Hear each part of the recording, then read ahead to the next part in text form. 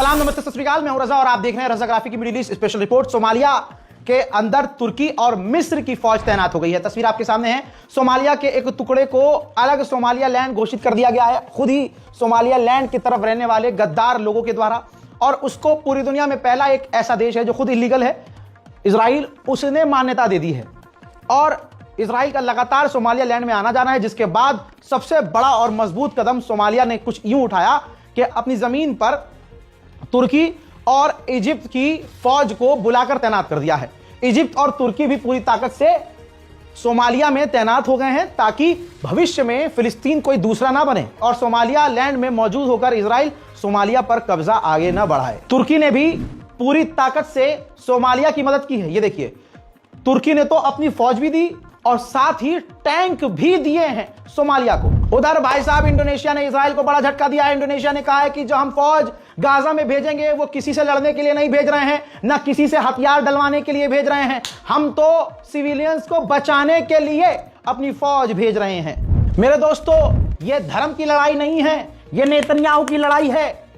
दोस्तों, जो ultra Orthodox यहूदी हैं, सोचिए, जो अमेरिका, इजराइल, ईरान में कर रहे हैं वो as it is genuinely Israel के अंदर हो रहा है। तस्वीर देख लीजिए, ये इजरायली हैं, यहूदी हैं, अल्ट्रा ऑर्थोडॉक्स यहूदी हैं। इन्होंने मोर्चा खोल दिया है और ये चीख चीख कर माइक में कह रहे हैं कि दुनिया हमारी मदद के लिए आगे आए। हमें जबरदस्ती इजराइल जंग में, गुनाह में घसीट रहा है। इजराइल जो कर रहा है, नेतन्याहू जो कर रहा है, उससे हमारा कोई लेना देना नहीं है और हम उसमें भागीदारी नहीं है। अब आगे आप खुद सुन लीजिए। Wherever I go, Benjamin Netanyahu claims he's my leader, and Israel claims to be a democracy. This sounds like a dictatorship to me, not a democracy. We didn't vote for him. He doesn't represent us. But because the Zionists give out this message that they're the saints of the Jewish people, Jews all over the world are blamed for whatever Israel does. Let the world know, Jews all over the world are not responsible for the actions of the state of Israel. Israel doesn't represent the Jewish people. अब जब Netanyahu नंगा हो गया, यहूदियों ने ही पोल खोल डाली, तो फिर यह बर्दाश्त आईडीएफ को कैसे हो? ये देखिए, यहूदियों के ही प्रोटेस्ट में, अल्ट्रा ऑर्थोडॉक्स के ही प्रोटेस्ट में, यहूदियों के ही प्रोटेस्ट में आईडीएफ इजराइल की फौज ने जानलेवा हमला किया, कई यहूदियों को घायल किया। अल्लाह अकबर, सुभान अल्लाह। दोस्तों, देख लीजिए अपनी आंखों से, यह है इजराइल और इजराइलियों की असलियत। Be stand with Israel. आओ, अल्ट्रा ऑर्थोडॉक्स अब वहां के गोदी मीडिया को बजा भी रहे हैं। ये वीडियो देखिए, अल्ट्रा ऑर्थोडॉक्स के खिलाफ एक इजरायली पत्रकार जो है जहर उगल रहा था, पीछे से अल्ट्रा ऑर्थोडॉक्स यहूदियों ने इस पर हमला कर दिया। ममदानी ने लगभग वो काम कर दिया है जो इजराइल नहीं चाहता था। रिपोर्ट यह है कि भाई, जो न्यूयॉर्क के अंदर एक ऐसी कंपनी जो इजराइल के लिए हथियार और ड्रोन बनाती थी, वो मजबूर हो गई ममदानी के कार्यकाल संभालने के बाद कि वो न्यूयॉर्क से बाहर निकल जाए। सो अब वो न्यूयॉर्क से बाहर कंपनी जा चुकी है।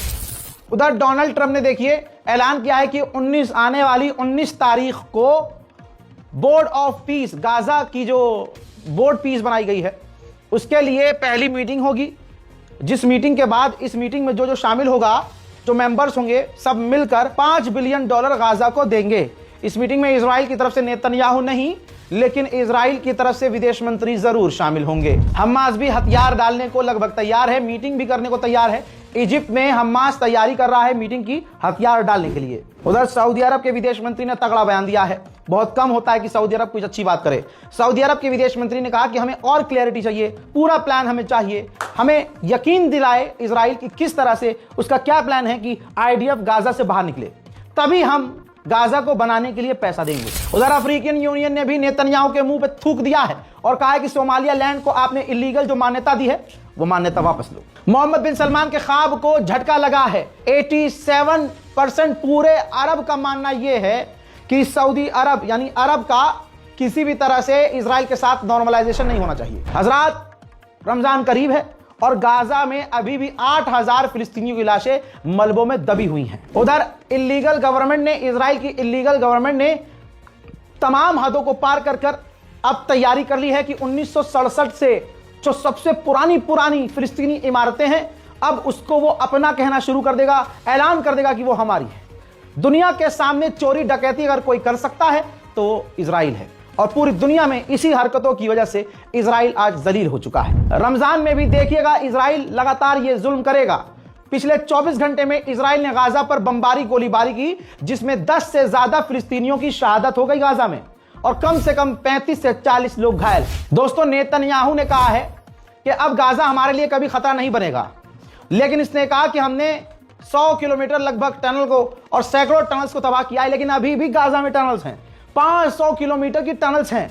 यानी जिन हराम के जनों ने पूरी ताकत ऊपर से चूतर तक की लगा दी गाजा को मिटाने में, टनल्स मिटाने में, सोचिए फिर ये कौन सी ताकत है, ये कौन सी ऊपर की ताकत उन फिलिस्तीनियों गाजा के लोगों के साथ है कि इजराइल चूतर तक का भी जोर लगाकर मिटा नहीं पा रहा है।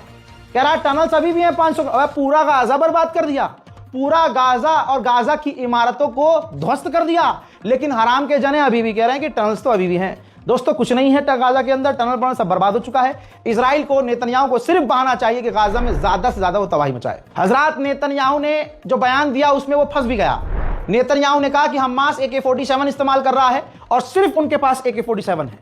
अब यहां पर सवाल खड़ा हुआ है कि 7 अक्टूबर को जब हमला हुआ और यहूदियों पर खौफनाक हमला हुआ हमास के द्वारा, तो वो AK-47 से हमला नहीं था, वो हमला तो खतरनाक हथियारों से था। तो यहां पर नेतन्याहू फंस गया है और उसके मुंह से निकल चुका है इनडायरेक्ट वे में कि इजराइल के यहूदी जो लोग मारे गए वो इजराइल की सेना के हमलों में ही धोखे से मारे गए, क्योंकि अपने मुंह से कह रहा है कि भाई उनके पास तो सिर्फ AK-47 है और अभी भी वो सिर्फ AK-47 से लड़ रहे हैं। और दूसरी तरफ ये भी मान लिया घुमा फिराकर उसने कि एक तरफ दुनिया के सबसे खतरनाक हथियार और दूसरी तरफ हमास के पास सिर्फ AK-47, फिर भी AK-47 से, समझ रहे हैं आप। आगे बढ़ते हैं। गाजा के जो गद्दार ग्रुप हैं, फिलिस्तीनी ही गद्दार ग्रुप, उनको सपोर्ट करके, हथियार देकर, पैसा बांटकर, सपोर्ट करके, गाड़ियां देकर, खाना पानी अनाज देकर इजराइल की फौज मदद ले रही है उनकी हमास को ढूंढने में और कत्ल करने में।